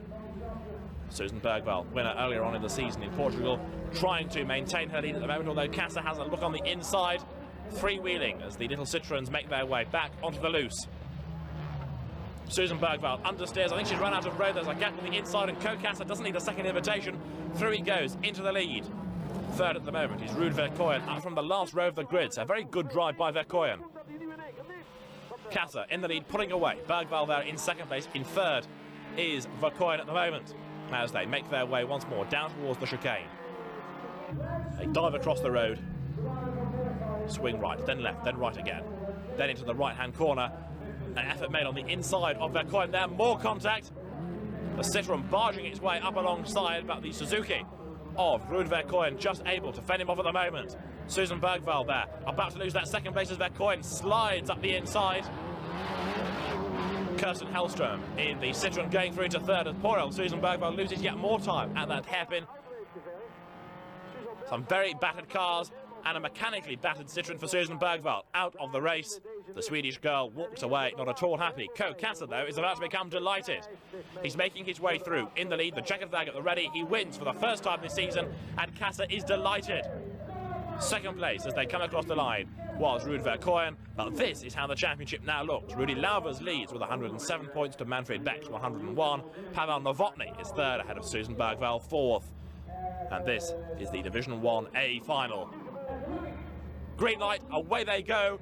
A good start by the yellow Nissan of Eivind Opland there on the outside of the road, but not surprisingly, it's the Ford Escort Cosworth that lead as they come down into the first corner with Pavel Koutny just in the lead. In second place is the former championship leader, Bernd Leinemann.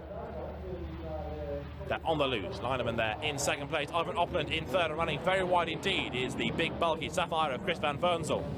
A man who's also been taking part in rallies over the last 12 months, turning his hand this weekend to Rallycross as Koutny and Leinemann come through first and second. In third is Eivind Opland, and fourth is reigning champion Ludvig Hunsbedt. Gunnar Kittelsen, the man who won the B final, trapped down in last place at the moment as the leaders swing their way out of the chicane. There you can see Eivind Opland, yellow helmet, yellow overalls, yellow car. He's in third place at the moment. Fourth is the Valvoline Escort of Ludvig Hunsbedt. But can Pavel Koutny score a victory in the championship for the first time this season? Not if Bernd Leinemann has anything to do with it. He can't. Leinemann is right up behind him.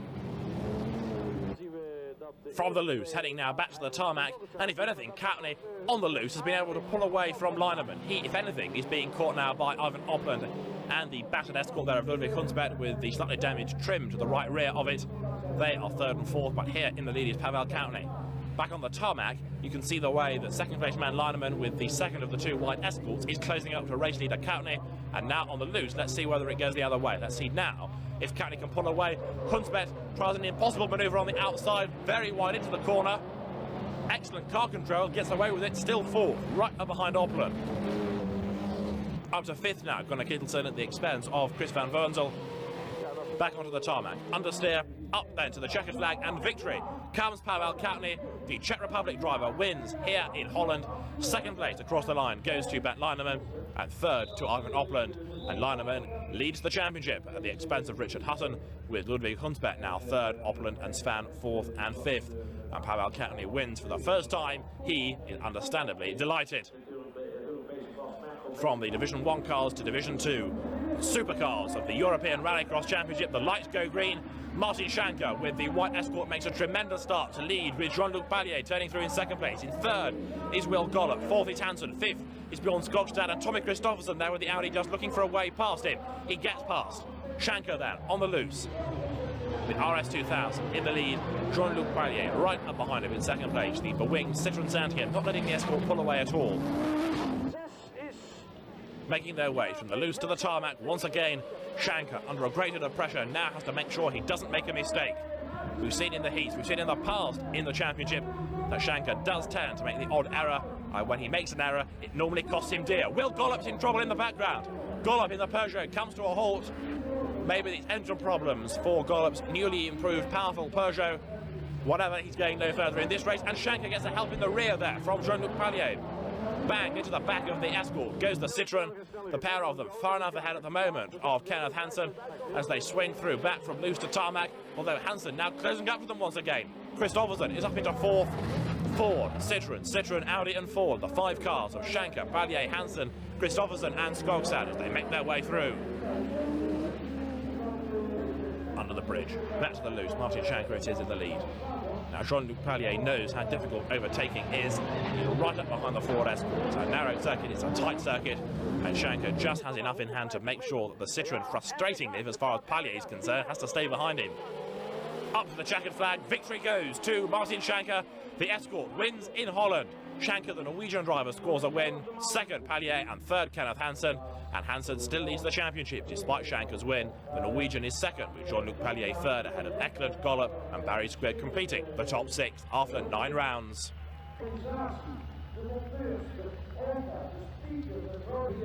So a delighted Martin Schanche scores victory here with the Ford Escort RS2000, and as the championship nears its close and drop scores being taken into account, things are really hotting up. It could yet be Schanche's year.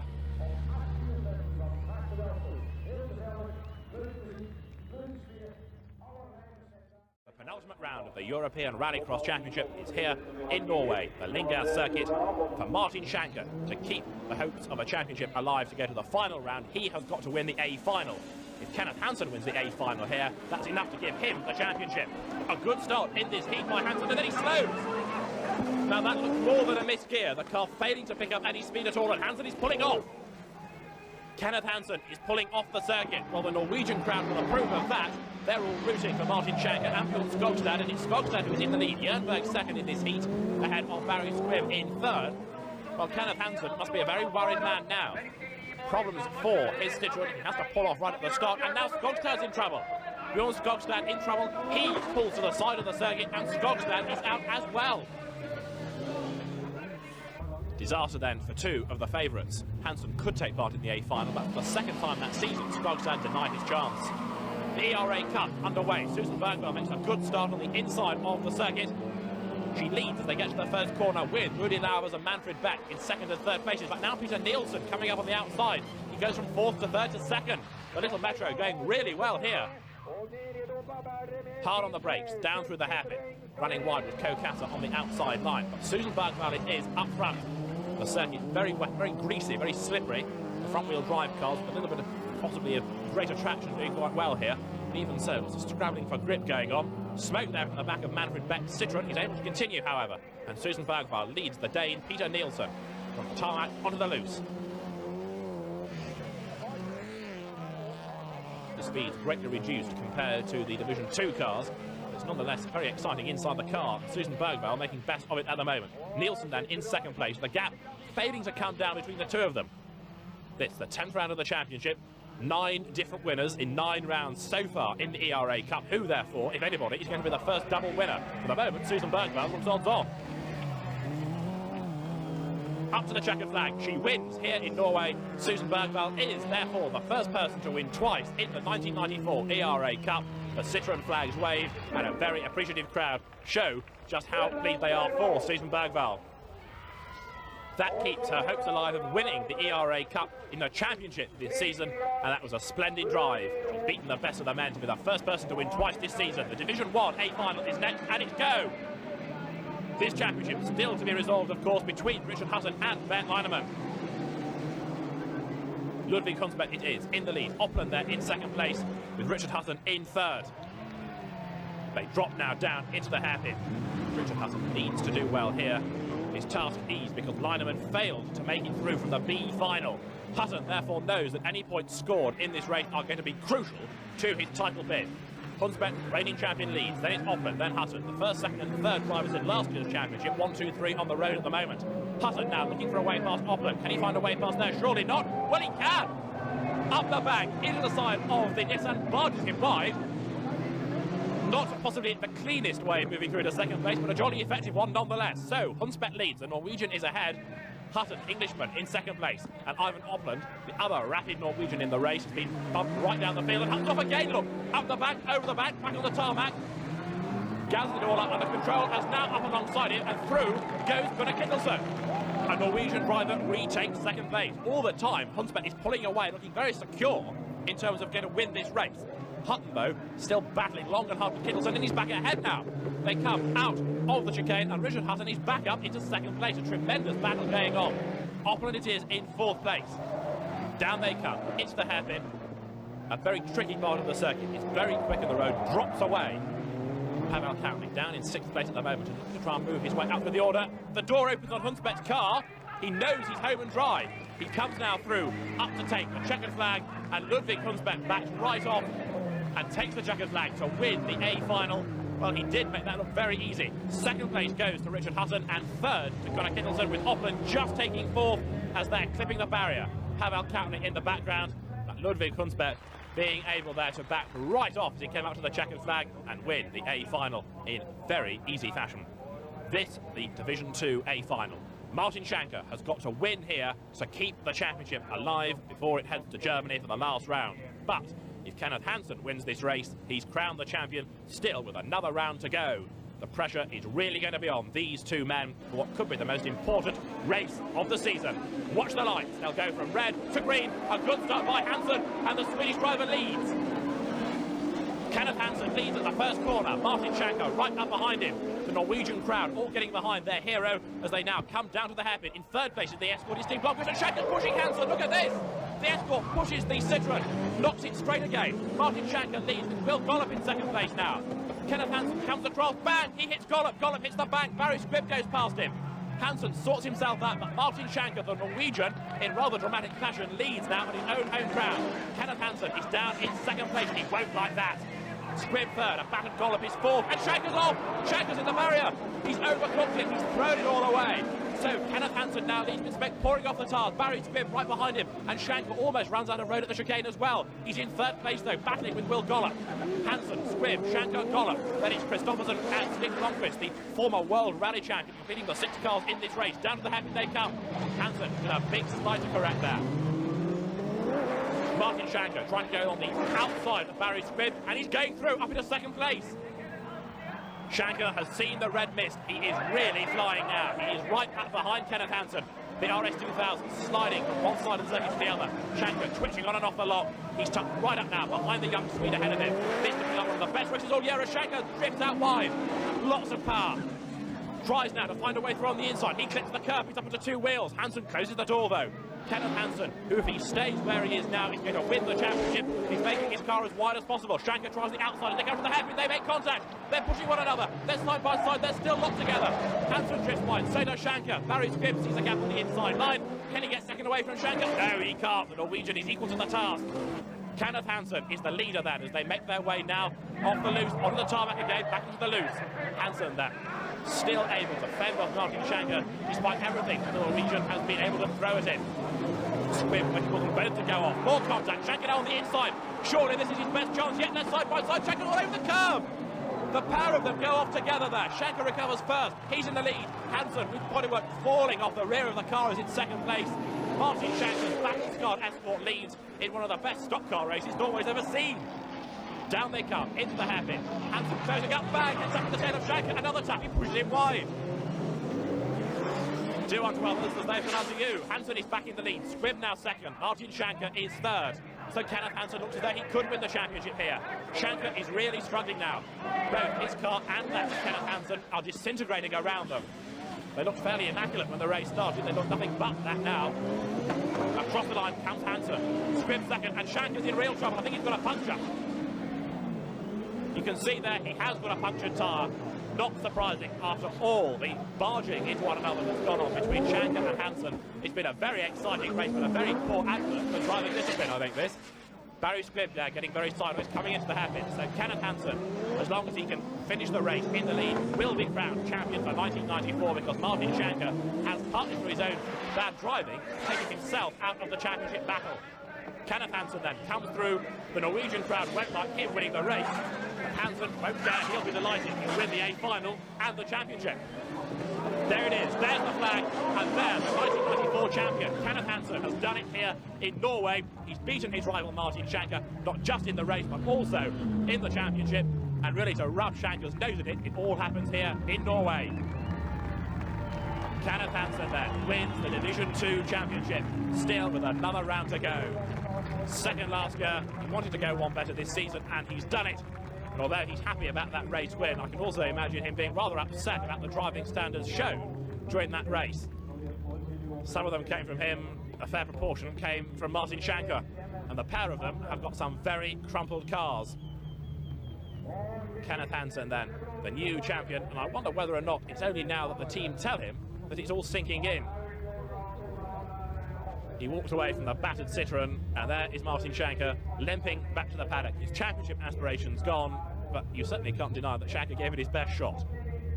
One of the most exciting races of the season, but a lot of damage to be repaired before the championship has its final round of the season. That's in Germany. The Division 1 battle still to go down to the wire between Bernd Leinemann and Rickard Hutton, but there is the Division 2 champion, Kenneth Hansen, who's won the Swedish title 7 times. He's had 3 Division 1 European titles, and now he adds his first Division 2 crown to what is a very impressive CV. Sweden triumphs in Norway. Kenneth Hansen and the Citroen ZX Turbo, and there's still another round to go.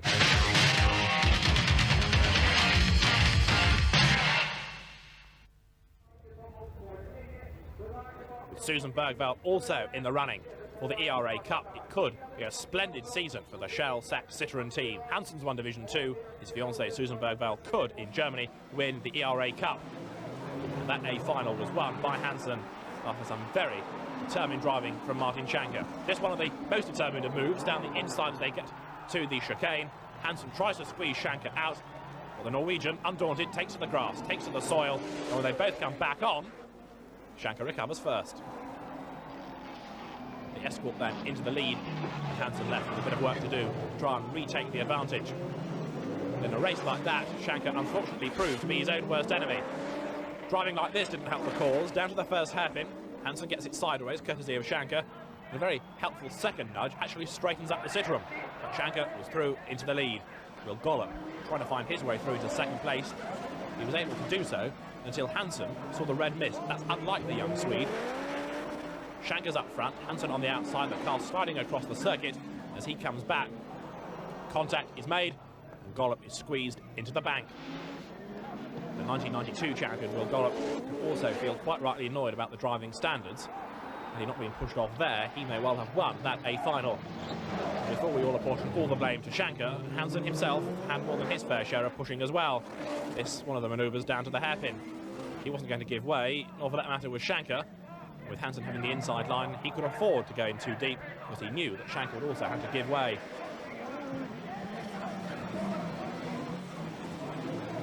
Citroen it was that came out best, with Kenneth Hansen winning the A final, and with it, the 1994 championship. It was certainly one of the most energetic and damaging races of the season. It's been driving like this, on the limit, and never giving up, that has made Martin Schanche so popular with the Norwegian fans.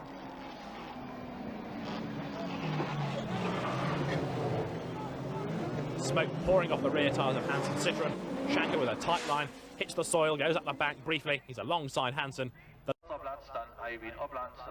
final round of the championship here in Germany, where everybody hails Kenneth Hansen as the new champion. You became the European champion at a race in Norway, and that leaves it a little bit easier here, doesn't it? Yeah, really, it's a much better feeling than last year to have the nerve pressed here in Germany to make a good result. That could be really hard. And after Norway, we had a very hard race, me and Martin, and it felt a little strange after the finish line to win the championship. But I won it, and now it's a good feeling. But today I'm thinking about the race here in Germany. And you want to win that as well, don't you? Of course, I'm not here to be number 2, so we are going for victory. You were not too happy with the race in Norway, were you? No, I mean, we qualified third place, and we thought we had a good chance to maybe be third again. And there was a lot of pushing with the two cars of Kenneth Hansen and Martin Schanche, and I felt that it sort of really didn't do Rallycross a lot of good. And here in Germany, there was an incident that didn't do the Subaru of Jan-Willy Nordgaard much good either. Nordgaard had already had one big moment.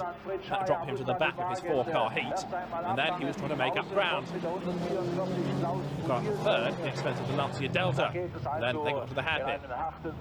Nordgaard found a gap on the inside and went for it. What happened after that was really out of his control.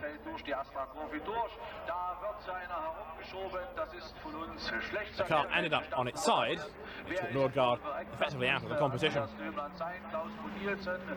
And there was to be more in Division 1 as well. This was the championship that still had to be resolved. Rickard Hutton was the man who was leading it. Bernd Leinemann was quickest here after the heats.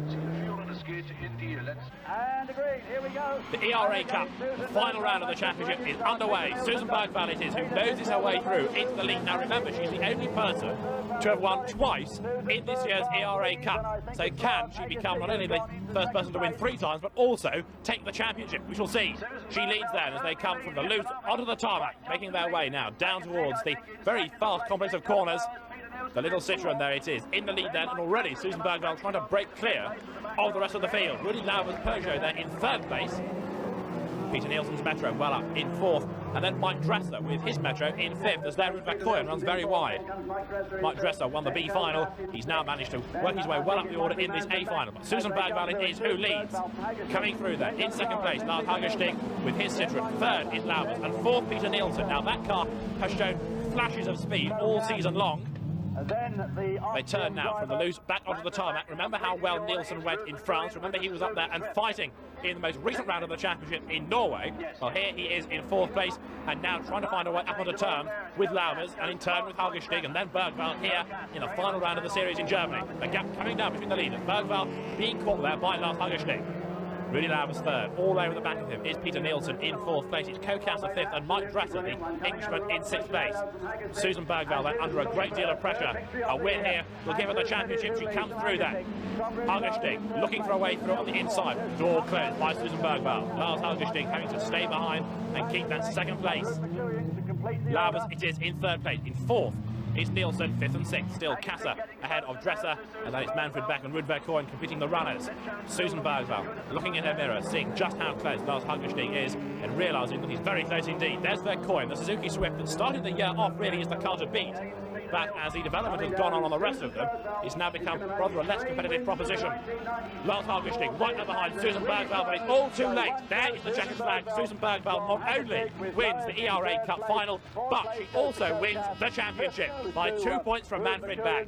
Rudy Laubers finishes 3rd, with Pavel Novotny 4th ahead of Ludvig Hunsbedt and Peter Nielsen. Susan Bergvall then, the ERA Cup champion of 1994. Kenneth Hansen's fiancée adds to a very successful season for the Shell Citroen team. She wins the ERA Cup final and the championship. Hansen himself, of course, having won Division 2. Who then is going to win the Division 1 championship? We'll find out, or will we? A jump start, so the red lights come back on. Away they go again, and away they don't go again. Again the red lights come on, and Ludvig Hunsbedt, having caused those 2 false starts, is told to park over here, then you can't cause any trouble. Away they go for a 3rd time, and again a false start there by the Toyota of Gunde Svan. The German crowd all behind Bernd Leinemann. Away they go, the 4th start, and it's a clean start. They've got further now than they have in the previous 3 combined, and Rickard Hutton it is who leads. Remember, he is battling with Bernd Leinemann for the championship. Hutton is in the green and white Escort 103. Leinemann is on the outside of him in the white Escort number 107. The championship between the two of them.